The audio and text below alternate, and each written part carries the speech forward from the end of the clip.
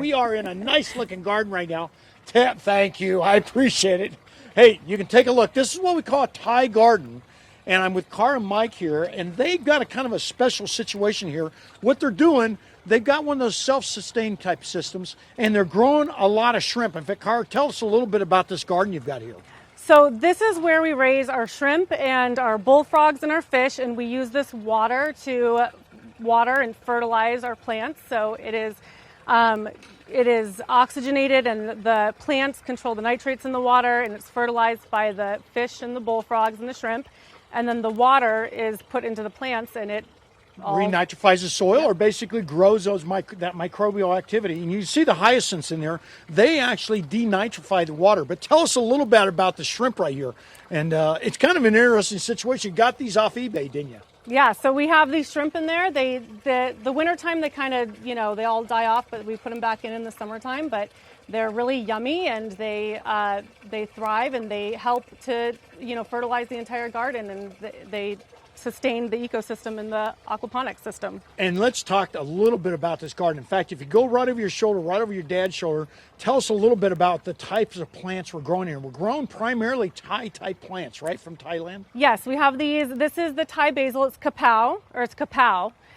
These are chilies, and we have the makua, which is a Thai eggplant. It's a pea eggplant. And I want to point out, all this garden has been growing during the summertime. And, Mike, tell us a little bit about this hoop system. You were talking earlier about how you procured this hoop system and how you actually utilize it. Yeah, they're commercial hoops from a manufacturer in Oxnard, California.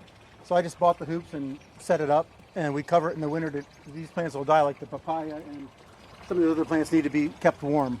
Yeah, and you can take a look and you can see how this would actually cover it up. And then you've got the thermal massing of the water itself. So this helps more than you can imagine. Yeah, this water actually warms it up basically during the daytime, during the winter. And then as it cools off, it re-releases heat back into the garden itself. And you were saying earlier, these different types of basils, and you want to talk real close to a mic there, but these different types of basils are utilized in different types of dishes, aren't they? Yeah. Yes. Thai kapow is one of them that's really kind of a popular Thai dish. Okay, and you take a look at some of the different types of chilies right over here. Tell us a little bit about these chilies right We have the Thai chilies, which is used in a lot of Thai cooking because they really like their food super duper spicy. It's different than American chilies because it is much more flavorful and hot. So it's good to have our own because it's hard to find good hot chilies. Okay, and so before we wrap up, I want to just show off one other thing. You've got the hoop system here. The other thing they got problems with out here is birds. And you see it. There's a lot of other things we want to show off. But they've got a net system growing over the top of this. Not only does it shade, but at the same time, it protects it from a lot of different types of critters. Real easy way to do it. It extends the season. Again, using water as a thermal mass type system, and then going ahead and creating a hoop type system is one of the best ways to go to really extend those seasons just a couple months here in the desert Southwest, and allow you to grow different things. And last but not least, and walk right over here, we want to show off these green papayas. In fact, they're making a certain type of dish over here. You can see these green papayas right here. Mike, how you doing right there? And you can go on the other side there and you can see those. And why don't you tell us a little bit about those green papayas? So these are green papayas. They're not the traditional American papayas that are orange. And these are ripe right now, and they can be used, and it's used in a papaya salad dish. And that's what we're doing right here, and they're yummy. Okay, so girls, when we get back, we're going to have some green papayas. We're going to show you some other different types of type plants. One of the amazing things about it, we went through one of the hottest summers ever on record. This garden is thriving. So we'll talk about that and how to get your own garden and maybe plant, maybe your own right at your own home. Hey guys, back to you. Hi, and I'm Dave Owens, your garden guy. Hey guys, North Scottsdale, believe it or not, we're growing live shrimp. They're called freshwater shrimp. I just want to show you. They got a swimming pool right over here. And in that swimming pool, not only do they have shrimp in there, they got bullfrogs in there and some fish over here. Let me show you the live shrimp. These are freshwater shrimp, real easy to grow. Apparently, I have never done it, but I'm out here in a Thai garden with, Dad and his daughter, and both of them grow these guys out here in this Thai garden. And Kara, tell us a little bit about the different types of shrimp that you grow out here.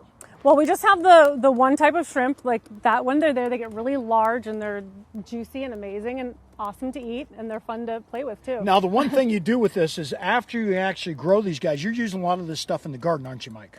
The water that the shrimp grow in is using the water, yeah. Okay. It's very good for the plants. They love it. And let's talk a little bit about the plants. And believe it or not, Garden Guy doesn't know everything about these different types of plants, but you can take a look at their garden in the background here, and you can see a lot of different types of things are grown. But there's a couple of them here. And why don't you tell us a little bit about what we're growing right here? You know, these are long beans that are really common in Thailand, and we propagate these seeds every year.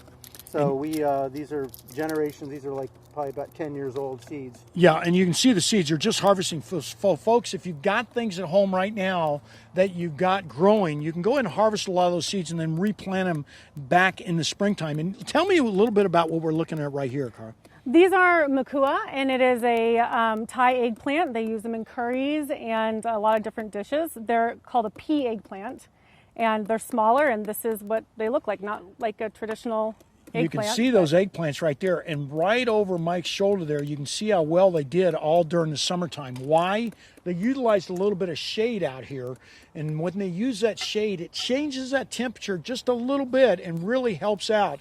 And I know that you got Pui over here, and she's actually making something right over here. Somebody's got to tell us a little bit about what she's making. That is our green papaya, and we have successfully gotten some fruit from our papaya tree this year. It's taken a couple years in our greenhouse. And they make papaya salad with it. It's a very traditional dish. I want to show off that green papaya. Mike, go right over here, and you can see that papaya tree right over here. Now, the one thing about papaya, folks, if you're thinking about growing them out here, they need protection during the wintertime. So what they do is they close this system, or close this hoop-type system with some type of plastic, and that protects it. And then the pool acts as thermal massing. So what it does, it's basically warmed up during the day, and then re-releases that heat back into the greenhouse at night. Now, last but not least, I want to show off these tools right here.